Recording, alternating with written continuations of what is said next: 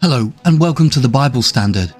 What is the true biblical definition of the word ecclesia?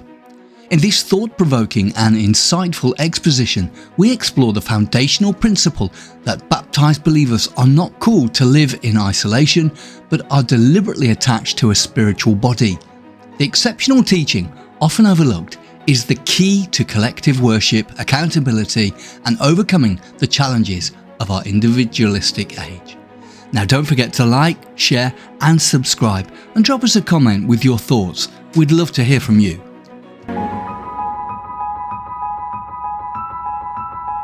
Between 1979, I think, and 1984, Pope John Paul II gave 129 lectures on the theology of the body.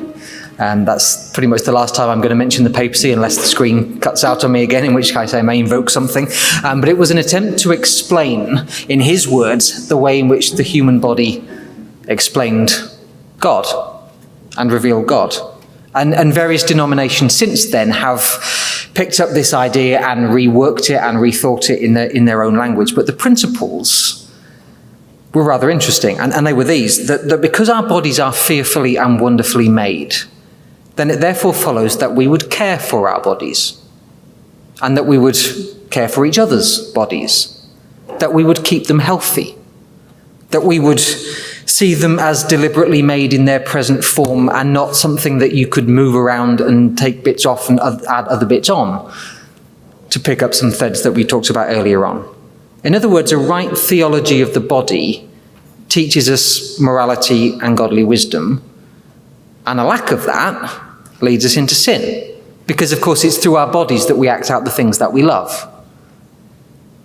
Now, if that's even vaguely true, you may not have heard of any of that stuff before, and it absolutely doesn't matter if you haven't. But if that's even vaguely accurate, and I think we could find that we would agree on some of those points, then what's true of our physical bodies is categorically true of our spiritual ones. Our spiritual body, which was also fearfully and wonderfully made, which was knit together when the Lord was in the womb of the grave. And therefore a right theology of the ecclesial body leads us towards morality and godly wisdom. Surely. And a lack of it leads us into bad places. So what, brothers and sisters, is the doctrine of the Ecclesia? Put your hand up if you've ever heard the phrase, the doctrine of the Ecclesia, before you saw the plan this week. No. So we don't talk, one or two perhaps. We don't talk about this very much. So this may be me going out on a very long limb and you looking at me wondering why I've gone out there on my own. But I think you will find that most of this begins to make sense as we go. The doctrine of the Ecclesia, to avoid all doubt and to make you absolutely certain, the doctrine of the Ecclesia is not going to meeting. That's about 1% of it. So if you think this is a session about people should go to church more, people should go to the meeting more, well, it is, but that's absolutely just the very small end of it. We're going to talk much more broadly than that this evening. It's a principle that says that baptized believers are not called to live in isolation from each other, but that they are attached to individual ecclesias through the principle of Matthew 16, that there is one ecclesia that is founded upon the Lord Jesus Christ. That is his body. Let me try to articulate that in a better way. Disciples are connected to the Lord through Matthew chapter 16, through the principles there that Peter announced when the Lord asked, "Who do men say that I am?" And Peter is the one who steps forward and says, "You are the Christ, the Son of the living God." And he says, on this rock, he would build his ecclesia. So disciples are connected. I'm hoping this stays. I'm going to just not breathe for the next 40 minutes or so, and maybe it'll stay. It means disciples don't live in isolation, but are attached to individual ecclesias.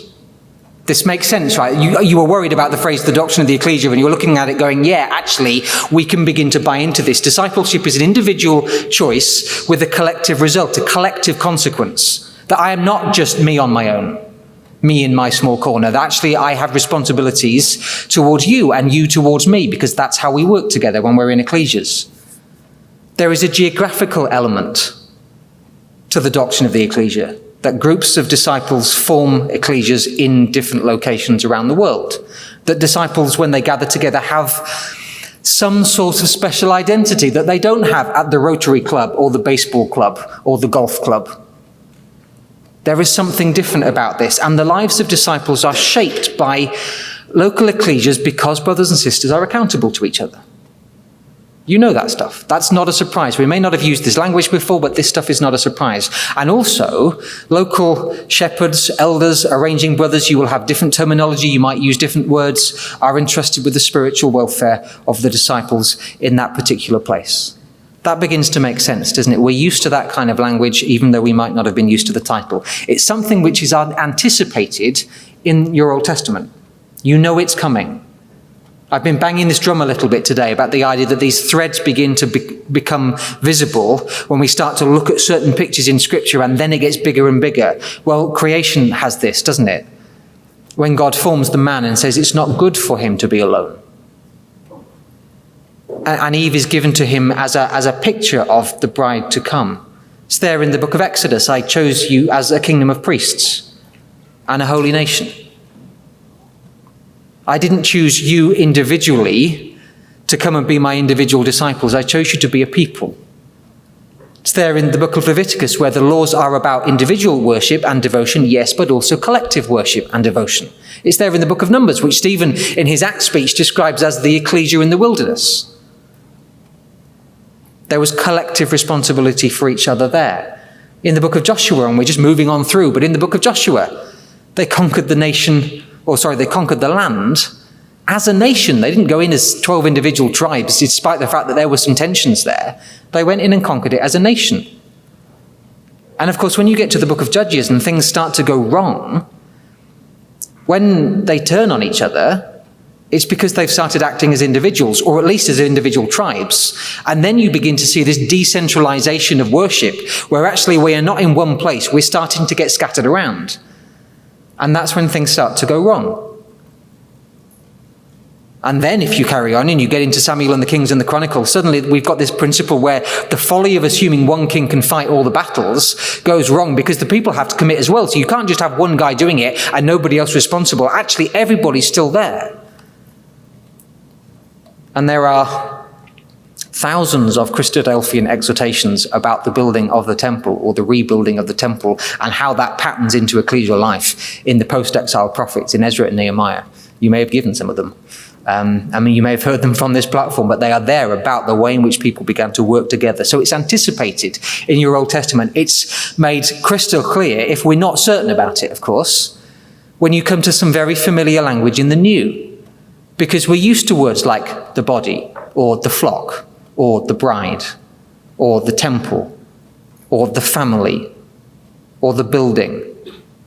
Because the way in which the Lord and the apostles describe the ecclesia is of many members made up or making up one collective part. You've seen, I could have given you 50 verses, but here's just a handful of them.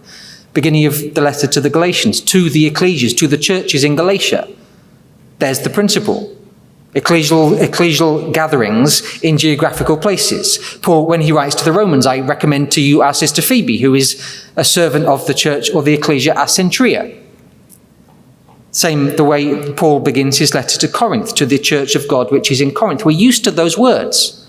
We almost skip over them because we're trying to get to the stuff that we think is the important bit further on in the letter. But actually, the very beginning bit tells us the bedrock of our discipleship. They hide in plain sight. And so we look straight on past them. And I wonder too, whether in looking straight on past them, we've maybe not always drawn the right conclusions from them, which is what we may get into just in a moment or so. The local ecclesia that you belong to, my brothers and sisters, is the family on earth that was instituted to give shape to your discipleship and mine to mine.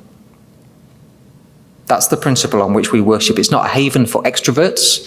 It's not a carpooling service. It's not a place where you can feed students, although that's extremely welcome. Thank you very much. It's not a service provider where you choose your church like you choose your coffee. There is something bigger happening here.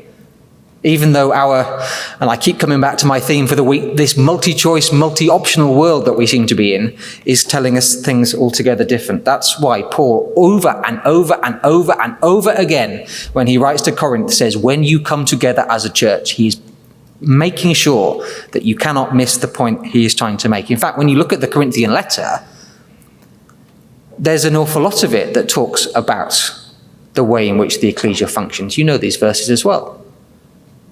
We don't often, though, hang 1 Corinthians 13 on this hook, do we? And yet I would suggest to you, which is British speak for saying, I think it's absolutely cast iron, guaranteed, nailed on. I would suggest to you that if 1 Corinthians 12 is about the ecclesia, the body is one with many members, and if chapter 14 is about the ecclesia, let all of these things be done for building up the ecclesia, then I guarantee you that chapter 13 is telling us the same thing. It's not a chapter about marriage, it's a chapter about love between us. And if you don't have it, then you're nothing.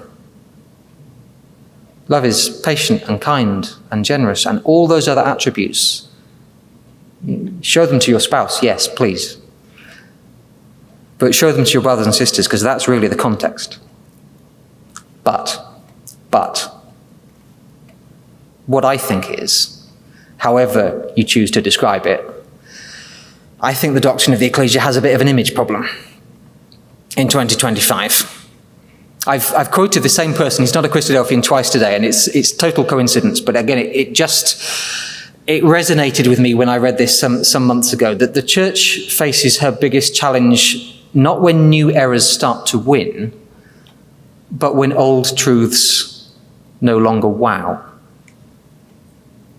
Not when new errors start to win, but when old truths no longer wow. I don't think that means we have to dress in 19th century outfits.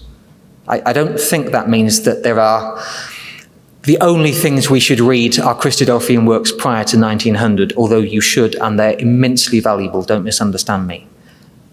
But when old truths no longer wow, we're missing the doctrine of the ecclesia. And I have many theories, and here's another one. I have theories about why this might be the case. Maybe it's because it's too obvious. Why would you teach about the ecclesia when we're all here together?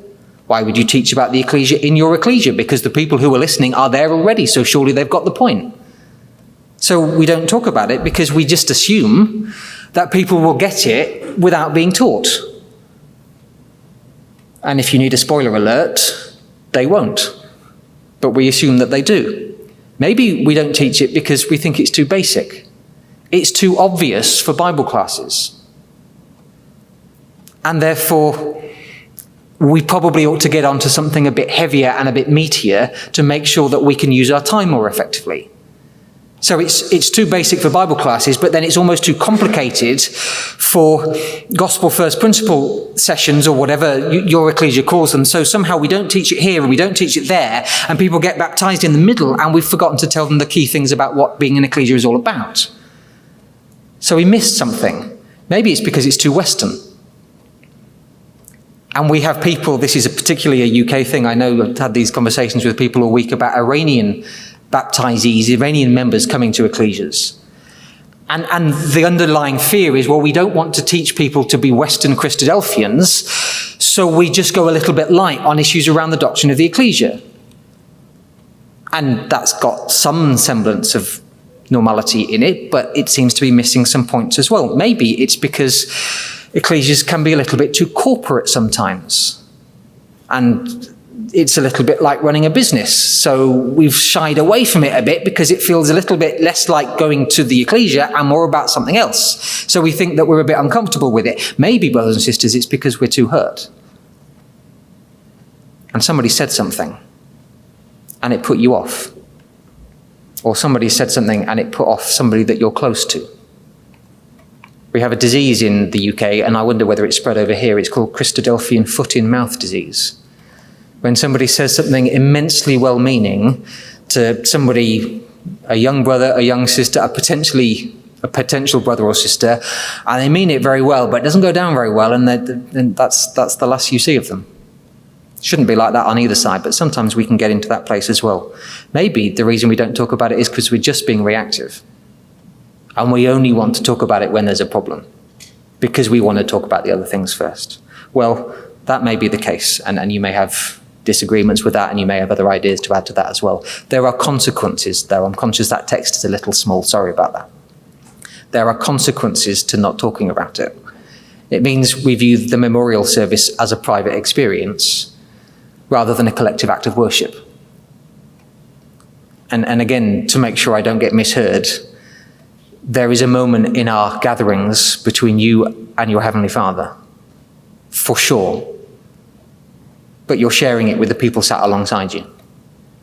We live Monday to Saturday lives, but it's really Monday to Sunday lives, isn't it? Entirely separate from our local ecclesias if we're not careful. We make major life decisions without considering the consequences of our ecclesia. Whether it's taking a new job, which may result in a different financial situation. Maybe it's moving house, which results in the fact that we're now 3 hours up the road and it's difficult to get there and pick people up. Maybe it's even a marriage situation without thinking about what happens in the ecclesia. And we reject the premise that we are at least in part responsible for our own brothers and sisters, for the spiritual welfare and the physical livelihood as well of the other members of the ecclesia of which we are members, and potentially those nearby as well, if you are fortunate enough to be in one of the urban conglomerates with lots of ecclesias nearby. Now, I don't know about the last one. I don't know how relevant that is for you here. It's certainly relevant back in the UK post-COVID that we have people floating around the country not joining any ecclesias, maybe because theirs is closed and they just haven't joined one subsequently, and they drop in on other gatherings. And, January, they're going to go to an ecclesia in London online, and February, they'll go to an ecclesia in Bristol online, and March, they'll go to one in Dundee online. And at April, they might even come to mine, if we can pronounce it properly, and all these kind of issues. And suddenly we're going, I don't know who you are anymore because I don't see enough of you. So these are some of the consequences of not getting the doctrine of the ecclesia right. That's why the doctrine of the ecclesia has a bit of an image problem. And here's an irony, brothers and sisters. If any of that is true, and you can disagree with parts of it, that's absolutely fine, but if any of that is true, then we're probably just reflecting the trend in the wider world around us. This is Google's Ngram viewer. Has anybody used it? Yeah, good. The young people down near me are using the same stuff as me, so that makes me feel amazingly young, okay? Google Ngram viewer is good for tracking published words over time. So I've said to some people I work in publishing, it's very useful if somebody comes up with a proposal and says, I want to do a book on this, nobody's ever written on it before, and you stick it in this and you discover that everybody's been publishing on it since the 70s. And that it's not a new thing at all. So this is Google's Ngram viewer tracking the word for church over the last 200 years. You can do it for the word ecclesia as well. It's exactly the same shape, it's just the sample size is smaller because we're pretty much the only people that use it. So I'm using the word church to get a bigger sample size. And interestingly, it peaks in about 1840, which is interesting when you think about the history of our community and the background of some of our earlier brothers and sisters. It reaches its absolute trough pretty much the year I was born, actually. So not sure if that's my fault or not, but anyway, it reaches its bottom around about 1980, something like that, and it's just beginning to go back up again. But basically, we are not talking about church in the way we used to talk about church in the 1840s and 1850s. You might say, well, that's blindingly obvious, but there's the proof if actually you needed to see it.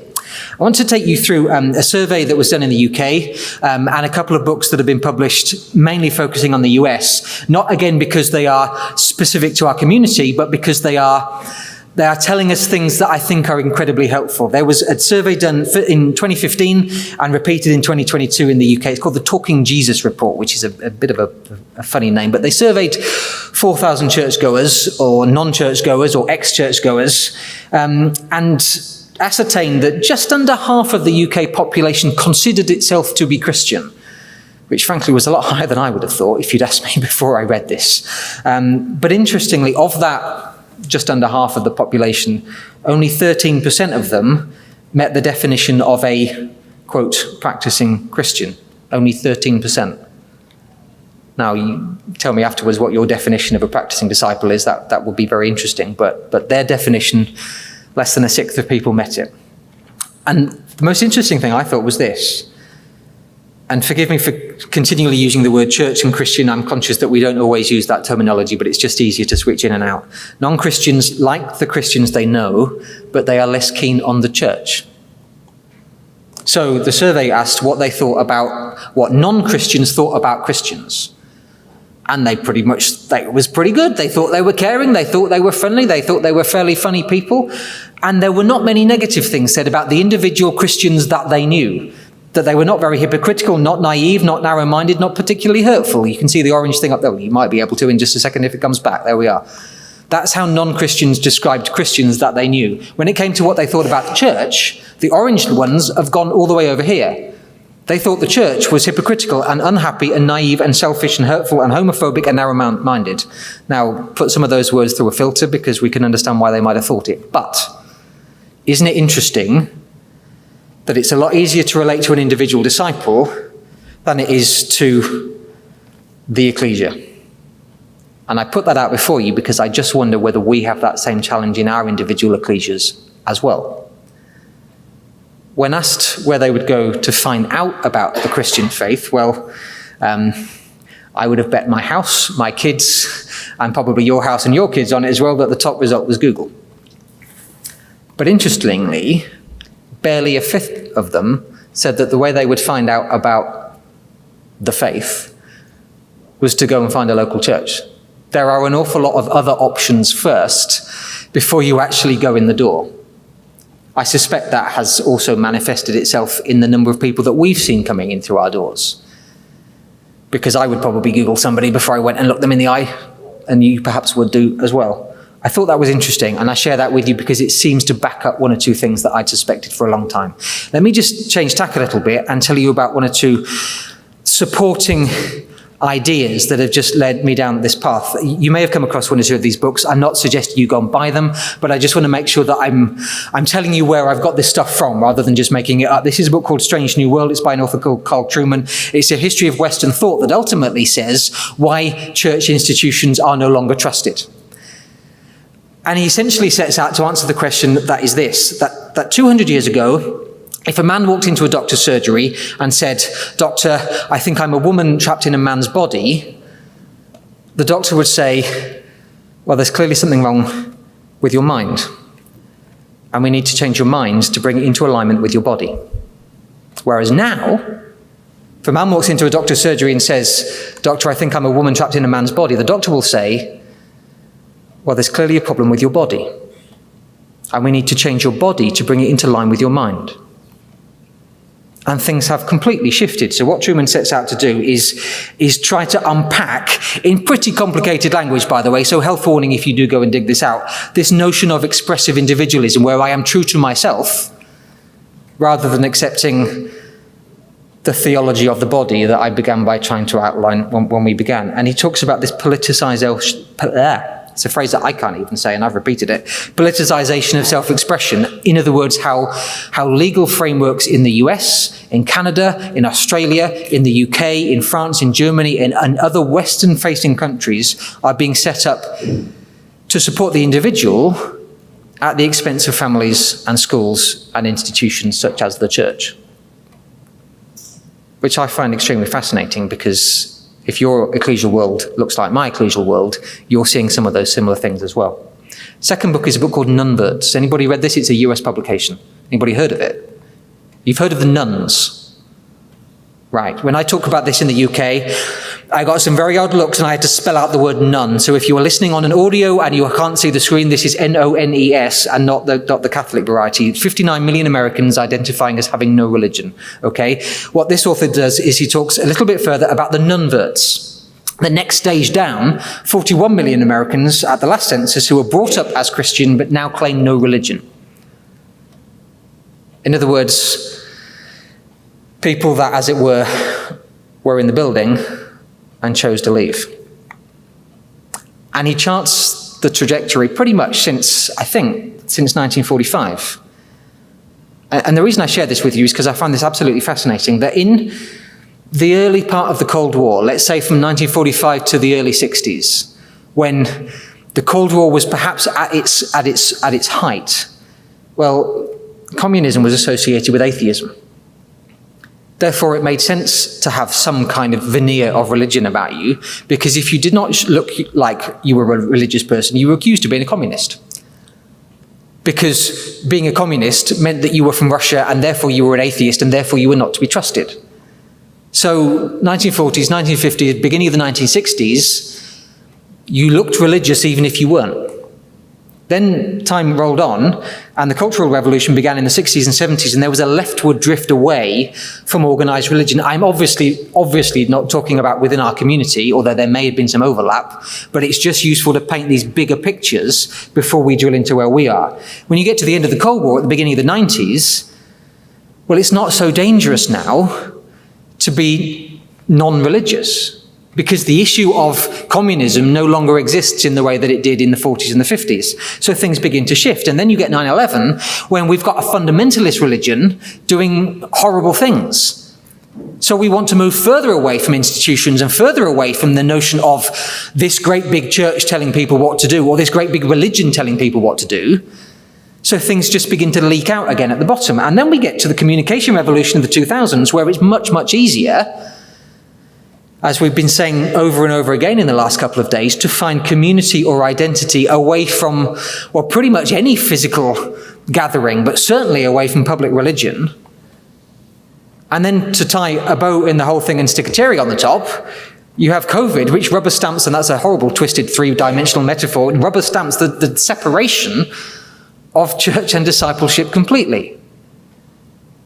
And again, that's not our community, brothers and sisters, but it's the wider world in which we're vaguely familiar. And we've gone in 70, 80 years from a place where it was entirely reasonable to be outwardly faithful in some form to not being so at all. And we find ourselves in a tricky place. Final book, and then we'll just get on to some conclusions. Anybody come across The Great Dechurching? Published, I think, in 2023. Published in America. In fact, I got it in the UK, means that I must have some kind of connections here. They made a survey, essentially. It was a massive data analysis to explore why so many people had stopped attending church in the United States. And the core phrase that they kept coming back to is, we are currently in the largest and fastest religious shift in the history of our country. Does that make sense? Is that familiar, that phrase or that notion? I've talked about church going with people several times in the last couple of days. What they defined church going as was people who used to go more than once a month and now go less than once a year. So I don't know whether we would get on board with that as a concept of ecclesial attendance, but that was the way they defined it. And they built profiles of people who they described as being dechurched, and they tried to work out why people left and why they might come back. And they found this, that very large numbers still agreed with Orthodox church teaching, that issues of personal trauma and abuse were not massive causes of people leaving. Of course they exist. They tend to get a lot of media attention when they happen, but they are not the most common cause of people leaving. The two key drivers of what they described as dechurching were, number one, people floating away slowly, and then number two, COVID blowing the world upside down and everybody's habits changing very quickly. And they found that people were not, to use their words, anti-church. They were just tired. They were just busy. They were just distracted. They moved to a new town, and it was just easier that first Saturday to take Johnny to baseball rather than go to the church that they'd been going to back home. And suddenly the baseball thing took over the next Sunday as well, and the Sunday after that, and it was just easier to carry on. Or because they'd been working 6.5 days to make ends meet, and it was just too much. There wasn't enough bandwidth to be able to do all the things that mattered. And so people were not walking away because they were no longer, quote, religious, unquote. They were walking away because they were just exhausted. Does any of that seem familiar to you? Do you see people leaving your ecclesias, brothers and sisters, not because they categorically disagree with our beliefs, but because there's just other stuff. There's just other noise. There's just too many competing things for our attention all of the time. And we get to a point where we're trying to work out how to bring people back. The biggest need, they said, I'm quoting, this is not our terminology necessarily, the biggest need of the casually dechurched, which is not a great phrase, it must be said, but casually dechurched, is a healthy local church.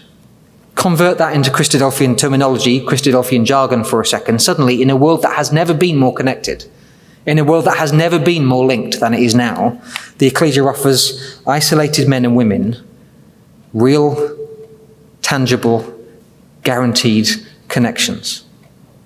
So what of our ecclesias? Well, here's the UK perspective, because from around about 2015, we began to see a massive change in the UK in our ecclesial makeup, when multiple converts came from Iran, Iraq, a little bit from Afghanistan, Turkey, what I'm going to gently call Kurdistan, and hope nobody realizes if they listen to the audio that it's not a real country, but who came with some real challenges. People who had limited family ties to local ecclesias, or in fact, no family ties to local ecclesias.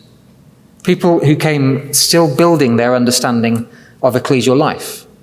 We baptized some brothers in the middle of 2020 in the ecclesia of which I was a member, who we didn't meet face to face until 2021 and who didn't walk in the door of the hall until 2022. Building discipleship from the ground up looks completely different in those circumstances. People with competing priorities, because we had brothers with their wives back home. We have brothers, you have brothers with their wives back home in Iran, with a price sometimes on their heads, with their kids probably back home desperate to come over and unable to get their papers to do so because the government dragged its feet for at least 2 years to make it as impossible as they could to get people over here. People who were randomly moved around without any warning. One of the things, and it's in Brian Wilson's book on sects and society from 90s, the 60s, is it the 70s? Some of us will know about it. And one of the things he picks up on as the strength of the Christadelphian community is the way in which we are so interlinked. The way in which people know that, if they drive 3 hours from here and turn up in a town where there's a brother or sister, they can pick up the phone and that brother or sister will say, come round for dinner. My grandfather, who was not a Christadelphian and frankly couldn't stand Christadelphians, was absolutely disgusted because he was British and he had a private world that he liked to guard, was disgusted that I could drive, and my mum could drive us to a different part of the country, and we would just, in his words, drop in on people we'd never met. Couldn't believe that we would do stuff like that. Considered it rude. Considered it something the British would not do. So thank you very much for your hospitality this week, by the way. It's nice to break the mold. We had one of our best translators at my previous ecclesia, who frankly kept a lot of the ecclesia functioning because of his ability to speak such great English and Farsi, moved to Glasgow. And we found out the day that he moved. Or we find out that so-and-so is being moved tonight and his baptism interview was tomorrow. Or we find out that so-and-so's home office interview has come back negative and he's going to be deported, and therefore teaching him about family life suddenly takes on a whole new meaning. There are dozens and dozens and dozens of examples like that, and there are better people actually than me to tell you the stories. But the ecclesias began to shift, and began to shift quite dramatically, not just in terms of the numbers that came, but because of people whose background was extremely different from the ecclesial background that you have if you grew up as a Christadelphian, if you've been one since you were born pretty much, or if you've been in the community and you've been connected with it since you were born, you know how we do stuff. You know when we stand up for hymns. You know where the cups are kept in the ecclesial hall. You know the way in which the washing up is done. You know what happens when the voluntary stops. All the small stuff that isn't important. But until you've seen it, you don't know how it works. The idea that actually what we don't do the instant the meeting is finished is go back to work, but that we stay around and we might even have a meal together. It's a different kind of world if you've never had that before. That's before you get to the language barrier. It's before you get to the fact that the translator's online, and in order to find out what somebody's saying, you have to go across and ask the translator in Turkey whether she would just repeat that word back to me again, or trust an app which may or may not translate it properly. So that was one part of the problem.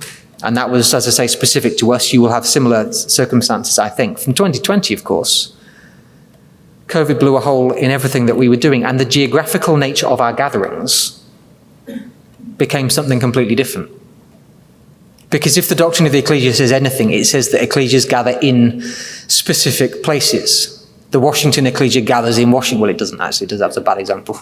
Where does the Washington Ecclesia gather? The Cleckheaton Ecclesia gathers in Cleckheaton, even if nobody knows where it is when they're from America. But we know what that means. And suddenly, through COVID, through Zoom meetings, Everything looks different, and the geographical nature of it completely turns upside down. How do you get more fellowship rather than less when you're talking to somebody through Zoom? How does the work of ecclesial eldership get harder when you see 50% of the ecclesia on a Sunday in person and the other 50% aren't there? So your time as an ecclesial elder, which is already pretty stretched because it's not an easy job to do, and Paul tells us in the letters that it's not, suddenly takes on another dimension because you've got to talk to the people who aren't there either. What happens if somebody in your ecclesia says, you know what, I could come, but as an ecclesia in South Africa that does really good exhortations and I like the music, and I'm going to go there instead. We did that during COVID, and it didn't really matter, but suddenly because we did it, it became normal. And then we got back to ecclesias in person, and geography mattered again. There are challenges there, not just because there are some unique challenges to particular places, but because this is about how we apply the doctrine of the ecclesia in our world in very challenging situations. How do we care for the lonely and nurture those who don't have transport, who might be looking forward to Sunday morning as the highlight of their week, whilst we've got somebody else who says, I need to wait in for the Amazon delivery, and so I'll go on Zoom this week? Real life scenario, and you may have heard of it as well. You may have been that person. Sometimes you have to wait at home for the Amazon delivery, but there are challenges, right? There's a huge emphasis, isn't there, particularly in the Old Testament, on physical ritual. The law is a physical process. Keep talking about circumcision today. Circumcision was a physical process. Sacrifices were physical things. Going to the tabernacle was a physical journey. You had to do it in person, whether it was clothing or food or sacrifices. And our danger is spiritualizing so many things that we get ourselves completely lost. When we say, the church is not the building, who said the church is not the building? That's a very Christadelphian thing. I've said it before. Somebody else must have said it. Church is not the building. Well, what we really meant, and what I really meant, was the church is not that building. And I was pointing at another denomination. Right? If you are saying in any circumstances that the church is not the building, then we're missing a word. Because the church is the people, the church is the gathered people. It's not just that we go to a particular place, it's that we go to a particular place together to do what's most important to us. That's why teachers were so concerned during the pandemic about kids missing school. Because not being there in person inhibited their growth and their development. That's why going to a live sporting event is different from watching the Super Bowl at home. That's why I spend a little more money than I probably should going to Anfield to watch Liverpool play a couple of times a year, because there is nothing like being there. It's not the same as being at home watching it on TV. There is a line for Sky Sports in the UK, and they say it's only live once. And I have to tell that to my wife when she wants to watch something else on TV or wants us to go out for a walk. And I say it's only live once, and she says you'll get the result later. And I say it's not the same thing, you don't understand. But it's really not the same thing as being there in person. Being here is different from listening to the audio. I understand that. I understand why people aren't here. That's why people buy tickets for live shows, even though it's frankly more comfortable and convenient to listen to the music back home. Certainly less grubby sometimes as well. Gathering with others, brothers and sisters, is a radical act of dissent against a world that rewards short-term thinking. And you and I live in a world that loves short-term thinking. And our challenge as brothers and sisters when we think through these issues is how do we work on ourselves, on our family, on the members of our ecclesia that are just beginning to fall into some of these places, to make sure that the things that matter more than anything else. The question is not, and I'm not anti-Zoom, by the way. Zoom has brought people to the truth, it has kept people in contact, and it has kept families going as well. Gathering with others is really important, and if you can't do it, Zoom is okay. But the question is not whether to live in a tech age or not, because we do. And that's not going away. God be praised for the technology that allows us to do what we do. The question is whether we are going to fall asleep in an age where we really need to wake up. That's the challenge that we face as disciples. And the gospel feels like an alternative not to science or not to high-mindedness or not to the enlightenment that Benjamin Franklin came from when we were talking about that stuff earlier on today, but an antidote to despair and an antidote to lethargy. An antidote to all the other things that people carry on their shoulders when they go through their lives. The local ecclesia teaches us this, to find continuity in a short-term world, to give of ourselves in a transactional age. to be accountable in a private age where we want to just pull the drawbridge up and talk to nobody else. It is a single provision for spiritual hunger in a multi-choice age. It's a place where you can build intimate friendships in a lonely age. And I'm not talking about Bible schools as dating agencies. I'm talking about this is what happens when the brother or sister who are on their own doesn't have anybody to turn to. This is what happens where the brother or sister who is same-sex attracted says, well, my ecclesia's not bothered about looking after me. I'm going to go and find solace in the arms of somebody who cares. And suddenly I get green lit on what I want to go and do. The ecclesia is the place where somebody in that situation gets love and support, so they don't go outside the boundaries that God has laid down. The ecclesia is the place to grow godly marriages in a hypersexualized age. It's a place where we can care for people in an anxious age. It's a place where we can teach people about sin in a guilt-free age. I don't know if I would lead with that one, but it's a place where we teach some of the fundamentals about what God has said about us. It's a place where we show open-handedness in a world of increasing scarcity. Principle that we will come back to in some of our studies this week, this notion of being open-handed. Reach out your hands to your brother. Ecclesia teaches us the wisdom of embodied community in an ethereal age. In other words, the value of being physically with somebody. The idea that I look at you when we're singing a hymn and I realize that you're crying. And I realize that that's because that was the hymn that you sung at your mother's funeral. And I wouldn't have seen that online. The idea that I look you in the eye when we finish the meeting and suddenly we form a relationship that we wouldn't have formed in any other circumstance because we were right there in the room together. I'm going to say again, God be praised for technology, with the exception of the wire that's connecting my slides.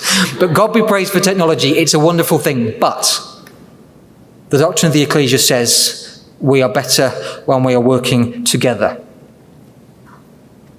I've thrown, conscious of the clock, and I'm conscious you've had a very long day, thrown an awful lot of non-Christadelphian things at you, and I want to emphasize again that's not because I think that's the solution. It's more because I think those are some of the starting points for conversations about our own ecclesias and our own broader communities in this particular part of the world. But I think it comes down to our priorities. Because I sit there, and I thought about this as I was on the plane on the way over, and thinking, well, I need to work. And work is a godly thing, so I need to work, okay? And I'd like a house in a decent location, and, maybe I want pets as well, and my kids like cats, so that's going to happen. And I probably want a holiday in any one particular year, and if I'm fortunate, I might like 2 holidays in a particular year, and I certainly want a social calendar, so I'm going to have meals and go out for meals, and maybe we'll go to some football matches or a music concert or something like that, and I need to go to the meeting. And suddenly I've set up my entire existence to make sure that the top 7 or 8 things on that list get ticked off. And the one at the bottom is the optional add-on extra if I have time. So if I need to work on Sundays, the ecclesia loses out. And if I go to a football match on Sundays, the ecclesia loses out. And if the dog can't be left at home on Sundays, the ecclesia loses out. Or the Amazon delivery comes, same principle. Or if I'm away on holiday for a fortnight, I'm not serving at my ecclesia. Which is entirely reasonable because people do go away. I'm not knocking this, but again, we have set up our entire existences in the Western world to make sure that God gets the very last thing we give him rather than the first. That I've ticked off everything else. Holiday, yes. Job, yes. Holiday, again, yes. Pets, yes. Maybe another holiday just to make sure, yes. And nothing else is left. Oh, and Lord, I'll give you whatever's left at the end of the day. You can have 25 seconds. We structure our entire lives to make sure the doctrine of the ecclesia gets the very least of our time rather than the very most of our time. And if you think I'm being accusational about any one person, I'm telling this to me, because every single thing that I've said in the last 10 minutes is about me. And I'm just letting you listen in on some of my challenges. But that's the very circumstances that we have to have. What I'm trying to get to, forget who I said this to today, or I forget what I've said to anybody in the last couple of days. It's been a bit of a whirlwind, but you remember the thing that they teach you with the jar in school, okay? And you can do it one of 2 ways. You can either put all the small stuff in, you can pour in the sand until the jar is about 85% full, and then you've got about 4 tennis balls, and you've got to try to stick them in the top, and you can get half of 1 tennis ball in, and the other 3 fall out the top. Or you can put the big things in first, and you can pour the sand in around the sides. And when we do that, remarkably, everything fits. Or most things. Maybe the third holiday has to go, by the way, but it probably should anyway. We are structuring our lives in the wrong way, I think. And by we, I mean ecclesias in the Western world are getting our priorities maybe a little bit wrong. And I'm just trying to push you towards a greater focus on proclaiming Christ to the world in the way he told us to do it. A greater understanding of his body through our collective, shared, physical, in some cases, experiences of gathering and worship and praying and serving and remembering. Paul says to the Corinthians in 1 Corinthians 14, it's down in verse 24, just read it to you. He says, if an unbeliever or an outsider enters, he is convicted of all, he is called to account by all, the secrets of his heart are disclosed, and so, falling on his face, he will worship God and declare that God is really among you. Let's rediscover the high calling of ecclesial life. Don't forget to hit that like button. It really helps the channel grow. Drop a comment in the comment section and let us know what you thought. And make sure you subscribe and turn on notifications so you never miss a new upload. Please share it and spread the word. Thanks for watching, and remember to come back soon.